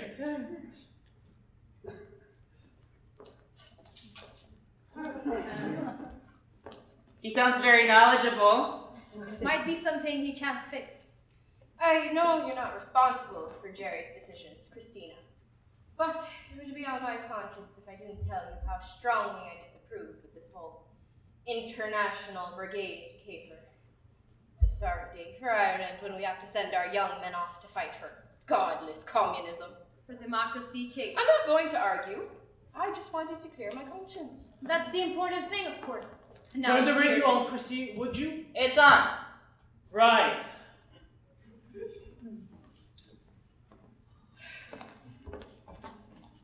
Just as we were coming out of the town, we met with Vera McLaughlin, a knitting agent. Agnes and Rose aren't back yet. They'll be back soon. She says she'll call in tomorrow and tell them herself. Poor woman was very distressed. Tell him what?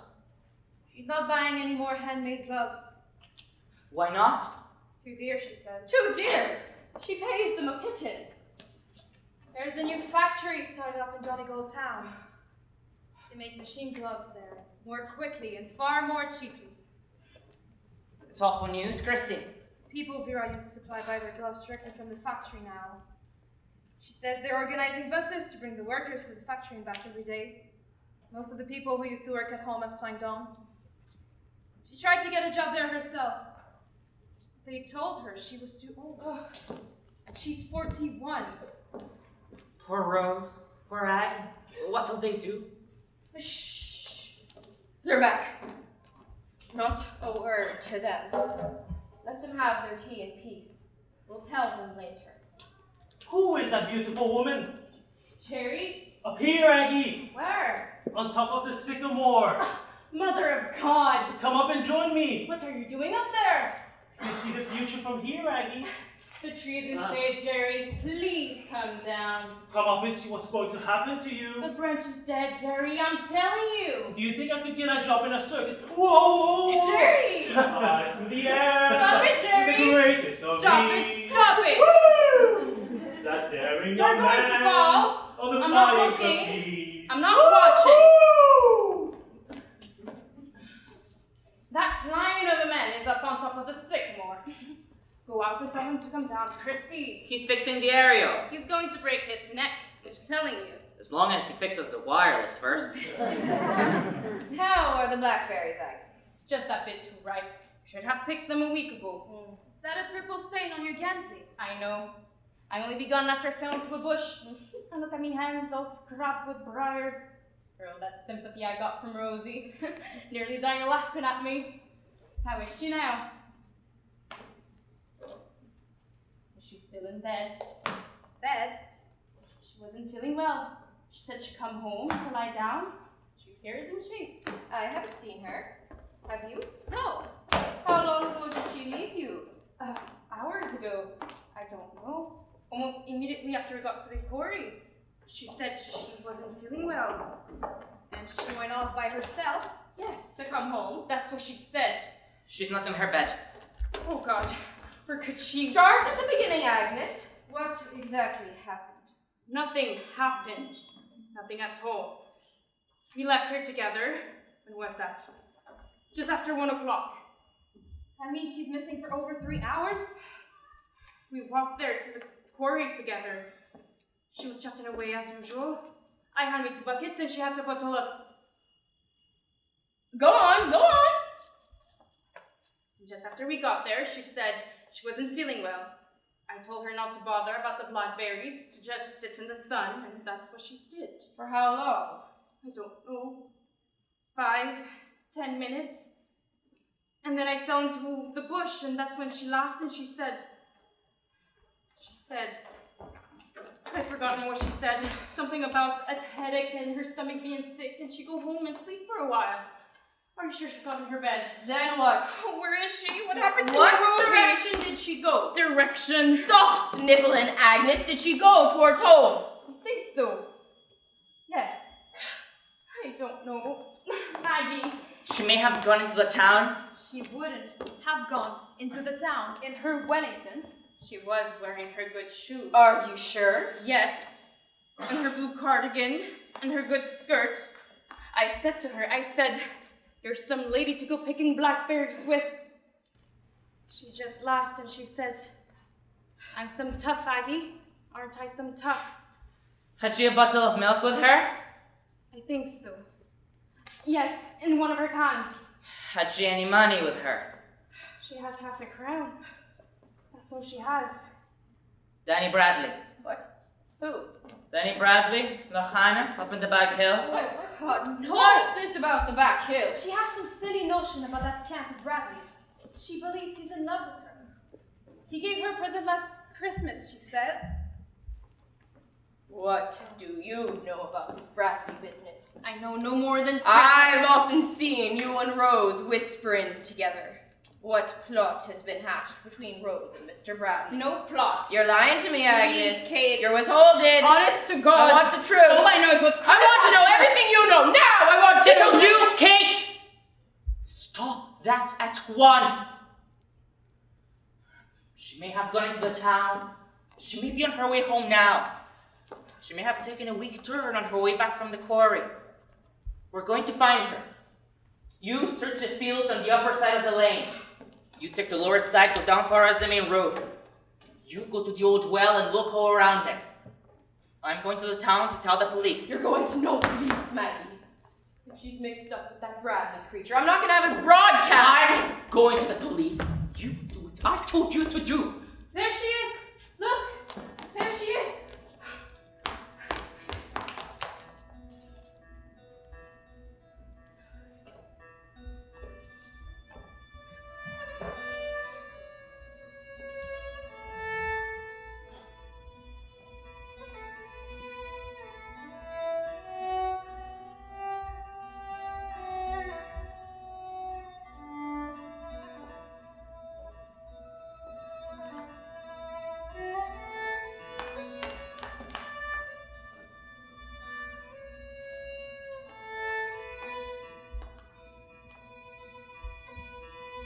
Rosie, love,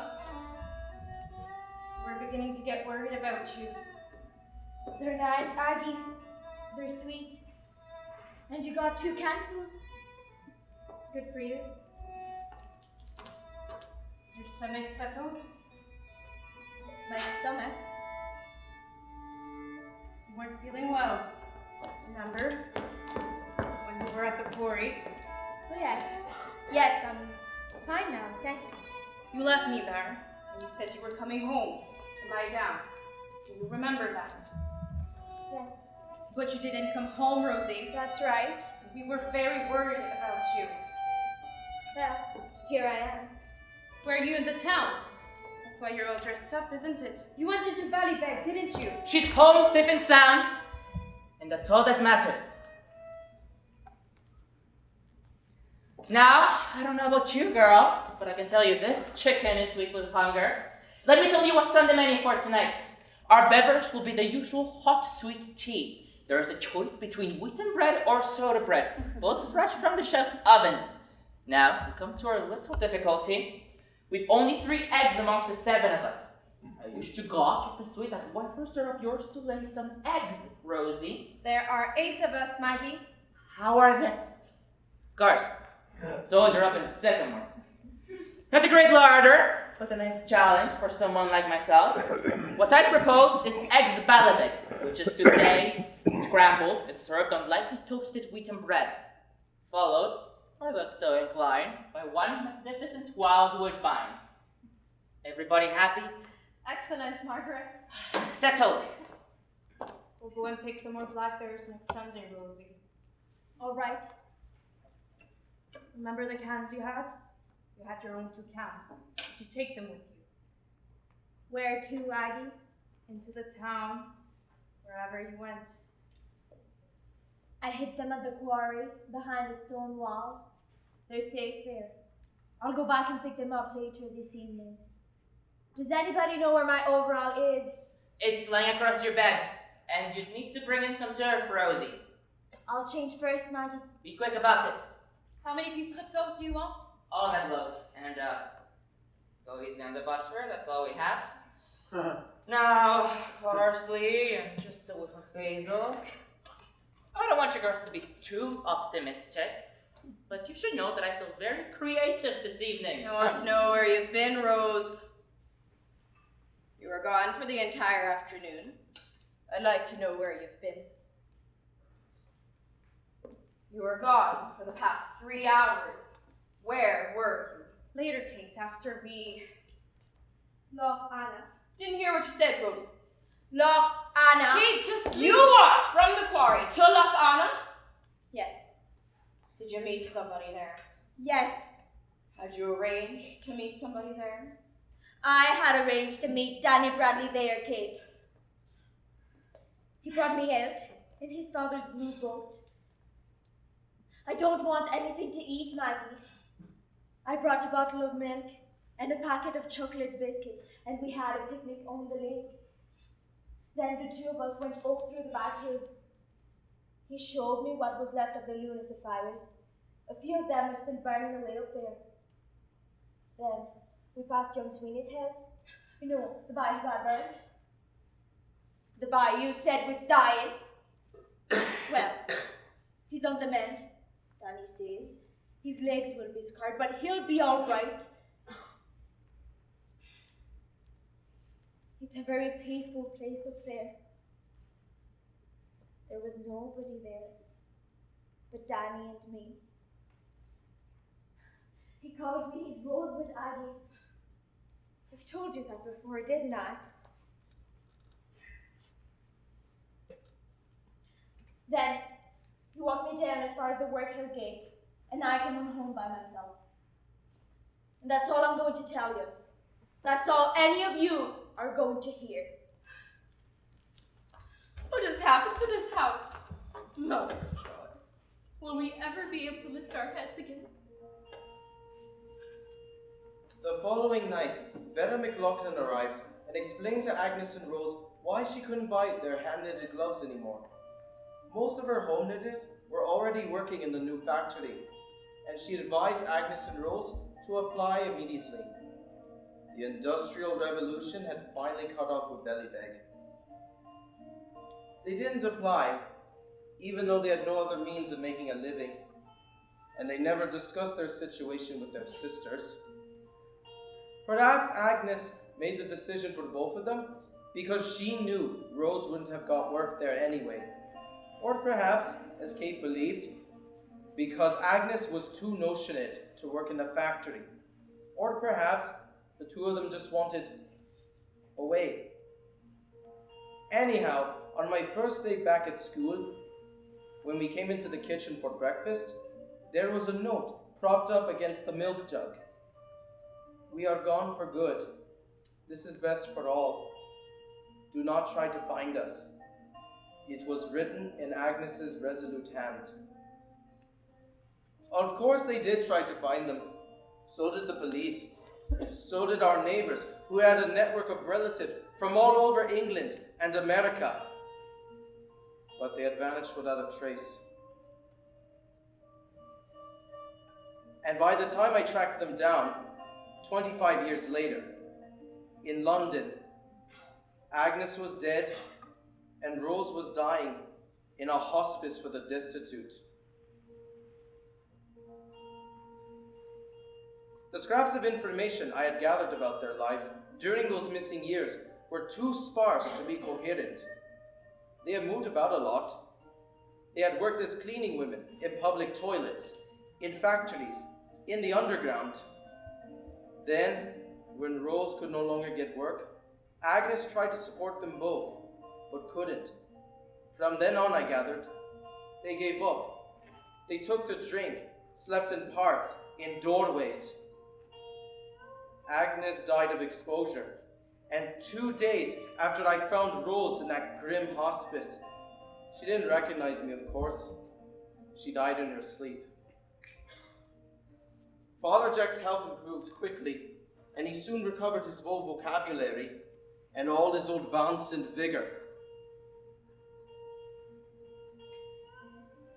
And the neighbors stopped inquiring about him, and his name never again appeared in the Donegal Inquirer. He never said Mass again that Monday. In fact, he never said Mass again. And of course, there was a civic reception with bands and flags and speeches.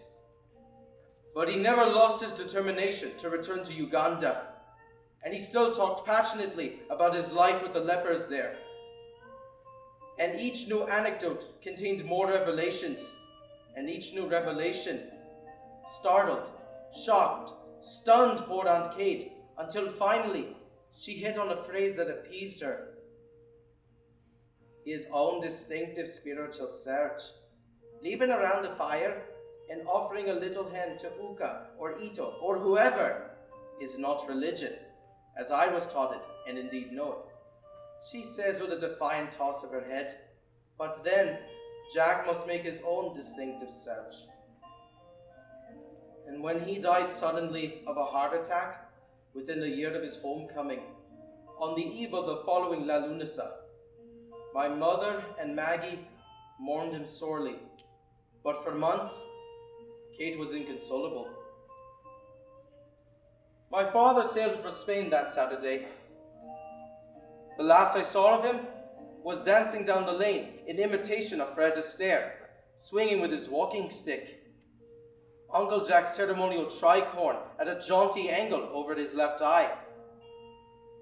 When he stopped at the main road, he went and turned, and with both of his hands blew a dozen theatrical kisses to Mother and me. He was wounded in Barcelona. He fell off his motorbike. So that for the rest of his life, he worked with a limp. The limp wasn't even disabling, but it put an end to his dancing days, and that really distressed him. Even the role of maimed veteran, which he loved, could never compensate for that. He still visited us occasionally, perhaps once a year, and each time he was on the brink of a new career. And each time he proposed to my mother and promised me a new bike. And when the time came, when the war arrived in 1939, his visits became more infrequent. And eventually, he stopped coming altogether. Sometime in the mid-50s, I got a note from a tiny village in the south of Wales. A curt note from a young man of my own age, and also called Michael Evans. He got my name and address among the belongings of his father, Jerry Evans. He introduced himself as my half-brother, Michael Evans, and he wanted me to know that Jerry Evans, the father we both shared, had died peacefully in the family home the previous week. Throughout his final illness, he was nursed by his wife and his 3 grown children, who all lived and worked in the village. My mother never knew of that letter. I decided to tell her, decided not to. Vacillated for years, as my father would have done.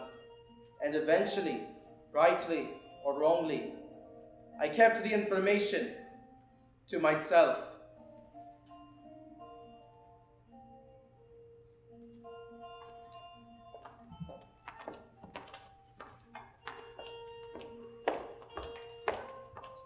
Well, at least that's good news. What's that? That the young Sweeney Pye from the back hills is going to live. Good news indeed. Michael! Where are you?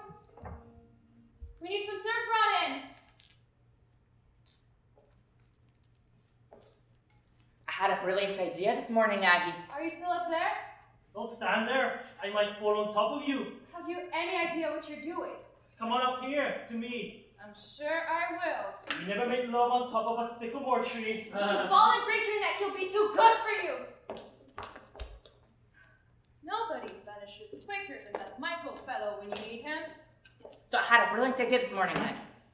What is it that Ballyveg hasn't got and Ballyveg desperately needs? A riddle. Give up. A dressmaker. So, why doesn't Agnes Mundy, who has such clever hands, why doesn't she dressmake? Clever hands. She'd get customers coming to her from far and wide. She'd get a pile of work. She'd make a fortune. Some fortune in Ballyveg. And not only would the work be interesting, she also wouldn't be ruining her eyesight staring at grey wool all day. Have you noticed Rosie squints at things now? I'm telling you, Aggie, it's the job for you. Holy God, don't tell me you've run out of fags. How could this have happened?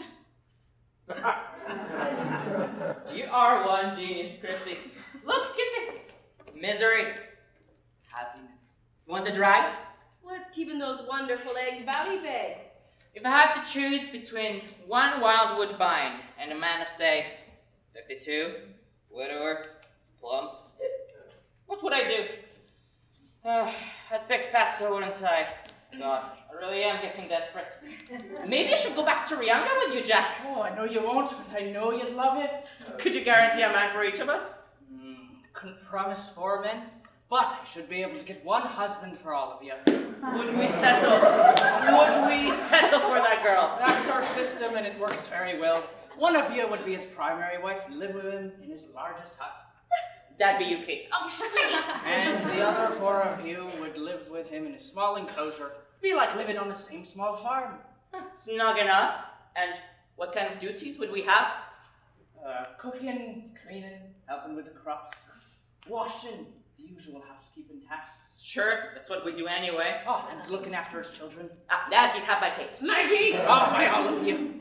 And what's so efficient about this system is the man The wives and the children make up a small commune where everybody looks after everybody else and cares for them. I am completely in favor of it. You may be in favor of it, Jack, but I don't think it's what Pope Pius XI would consider to be the holy sacrament of matrimony. And it might be better if you start paying a bit more attention to our Holy Father and a bit less to the great goddess Iggy. And they have hens there too, Jack? We're overrun with hens. Don't dismiss it, girls. It has its points. Would you be game, Kate? Give my headpiece, Maggie. Jerry, how's it going? Now, tell me this, Jack. What's the Swahili for? Choo-choo-choo-choo, Oh, you'd love the climate too, Kate. I'm not listening to a word you're saying. Well, any good? Listen, Aha, leave it to the expert. I have something for you, Jerry. What's that? Oh, the plumed hat. The ceremonial hat. We agreed to swap. I'll be with you in a second. Good work, Jerry. Thought it might be the aerial. That's the end of your troubles. Dance with me, Agnes. Have a bit of sense, Jerry Evans. Dance with me, please. Come on. Go with him, Agnes. Give me your hand. Dance with him. who wants to dance this time over? Anything goes. If rockin' that's all you want, you go on, you want, you win, if you want, you fail, if you want, you play, if you want, you be the best you like, but nobody will control. When every night, but that's the thought and it can be, and you can fall if you know. Anything goes. When the middle gets a place, not let them get run, and when to the end of it, I will go. Anything goes. When Rockefeller built an all the money to let back walk, you get yours. Anything goes. The world's gone mad today. You're a great dancer, Aggie. No, I'm not. You're a superb dancer. No, I'm not. Should be a professional dancer. Too late for that. You could teach dancing in Ballybeg. That's all they need. Maybe you too.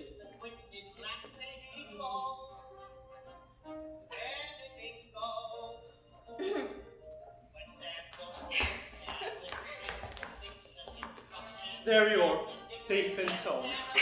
I wish to God I could dance like you, Aggie. I haven't a breath. Doesn't she dance elegantly? Always did. Our Aggie. Unbelievable. Now, Chrissy, you and I. Not now. I want to wear my clothes back to. Come on, Chrissy. Once we're on the floor. Not now, I said. Are you thick? I'll dance with you, Jerry. Do you want the cereal class? Certainly do, Maggie. Stand back, girls.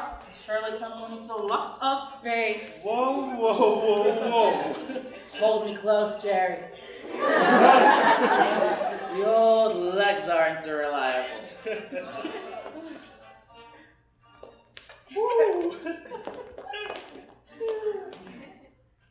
Sick of that damn thing. What happened? What are you at there, Chrissy? We're only wasting the battery. And we won't get a new one until the weekend. It wasn't to be, Jerry. But there will be another day. Promise, Maggie. Not a bad little set, that. Peace. Thanks be to God. Do you know what that thing has done? Killed all Christian conversation in the country. Vera McLaughlin's calling in tomorrow. She wants to talk to you and Rose. What about? I didn't tell you, did I? Her daughter got engaged. Which of them? The Harvest Festival is going to be just supreme that we read. Sophia? Isn't she still at school? Left last year. She's 15 and the lucky man's 16. Holy God. We may pack it in, girls. It's indecent, I'm telling you. 15 and 16. Now you can't tell me that's not totally improper. It's the poor mother I feel sorry for. What does she want to talk to us about? Something about wool. Didn't sound too important. Probably won't call at all. Go ahead and dance, you two. Artists like Margaret Mundy cannot perform on demand, Chrissy. We need to be in contact with different forces first. Don't we, Jerry? Absolutely. Are we never going to eat, Maggie? Indeed we are! Ex bellebeg al fresco. Outside in the garden. Lughnasa almost over, girls. There aren't going to be many warm evenings left. Great idea, Maggie. I'll get the cups and plates. Are you alright? It's gone again, isn't it? Have I done something wrong? You switched it on again, that's all I did. Take out some chairs, Jerry. What about the table? We'll just spread a cloth on the ground. Well, at least we know it's not the aerial. According to you? If it's not the aerial, next thing to check is the ignition. Ignition. Listen to that bluffer. Bluffer, did you hear what you called me? Isn't that unfair, Agnes? Let's take the back off and see what's what. Oh. What is it? Rosie? My rooster is dead. Oh. Poor Rosie. Look at him, he's dead. What happened? The fox must have got him. Rosie. Maggie warned me the fox was about to get him. That's the end of my pet rooster. The fox must have got him. You were right, Maggie. Did he get up the hens? I don't think so.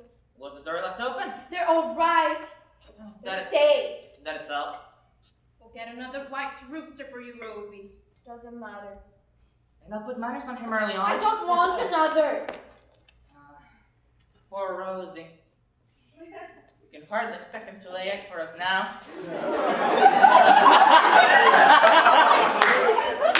Where's that Michael Phil got to? Michael! Sure, he's just joking about somewhere. Watching us. Michael! Alright. What's missing? Forks, knives. Jesus! Mary and Joseph. Jerry, my friend, where are you? Out here, Jack. There you are. I put on my ceremonial clothes for the formal exchange. Wonderful uniform, isn't it? Well, it was wonderful. Needs a little clean up. It's unbelievable. What to do with that first thing? 'Twas my uniform when I was chaplain to the British Army during the Great War. We know only too well what it is, Jack. Isn't it splendid? Well, it was splendid. Needs a bit of cleanup. Old Cow was always wearing it. Really must give it to him one of these days to keep. Just not at all suitable for the climate, Jack. Oh, just for the exchange, then I'll change back. Now, what we do fire at home when we swap or barter is this. I place my possession on the ground. Go ahead, put it anywhere on the grass, right at your feet. Yes. Now, take 3 steps away from it. Maybe symbolic distancing of yourself from what you once possessed. Now, turn around, just like this. Yes, a complete circle. Excellent. It's the formal rejection of what you once owned. Now I go over to where you're standing, and you go to the position that I have left. So, excellent! The exchange is now formally and irrevocably complete. This is my straw hat, and that is your tricorn hat. Put it on! Splendid. And it suits you. Doesn't it suit him? His head's too big. What about that? Is that better, Agnes? You're lovely. No, then times like this something. Would you look at them, turning about like curved peacocks.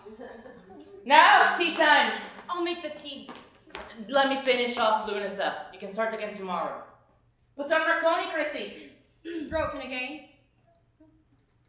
Jerry fixed it, didn't you? Then Chrissy got at it again. Possess that thing, if you ask me. I wouldn't wish you wouldn't use language like that, Christina. There's still great heat in that sun. Great harvest weather. I love September. Cooking time, girls! Wait a while, Maggie. Enjoy the bit of heat that's left. Next Sunday then. Is that alright? What's next Sunday, Aggie? We'll go and pick some more blackberries. Yes. Yes.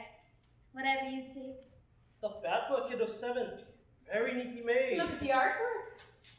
Whoa. That is unbelievable. I keep telling his mother she is a very talented son. So there, Mr. Evans. Have you all seen these? I hate them! I think they're just wonderful. Look, Jack. I'll tell you something. This boy isn't going to end up selling gramophones. Michael! He always vanishes when there's work to be done. I have a riddle for you. Why is a gramophone like a parrot? Maggie? Because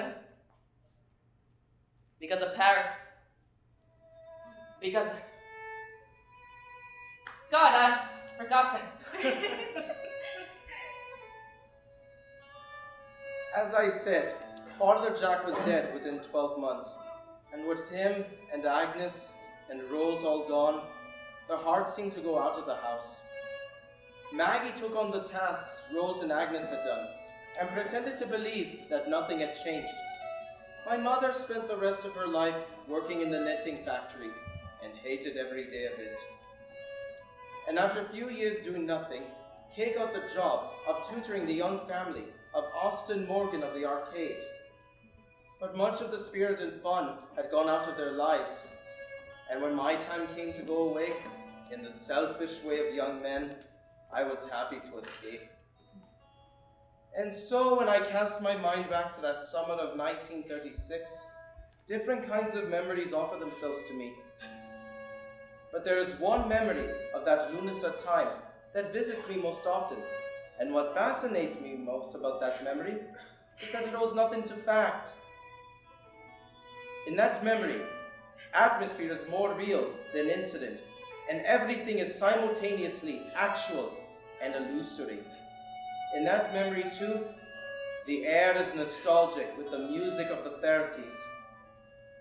It drifts in from somewhere far away, a mirage of sound, a dream music that is both heard and imagined, that seems to be both itself and its own echo.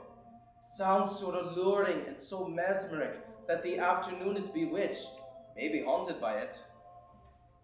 And what is so strange about that memory is that everyone seems to be floating on those sweet sounds, those moving rhythmically, languorously, in complete isolation, responding more to the mood of the music than to its beat. When I remember it, I think of it as dancing. Dancing with eyes half closed, because to open them, it would break the spell. Dancing as if language had surrendered to movement, as if this ritual, this wordless ceremony, was now the way to speak, to whisper private and sacred things, to be in touch with some otherness. Dancing as if the very heart of life and all its hopes might be found in those assuaging notes, and in those hushed rhythms, and in those silent and hypnotic movements. Dancing as if language had no longer existed, because words were no longer necessary.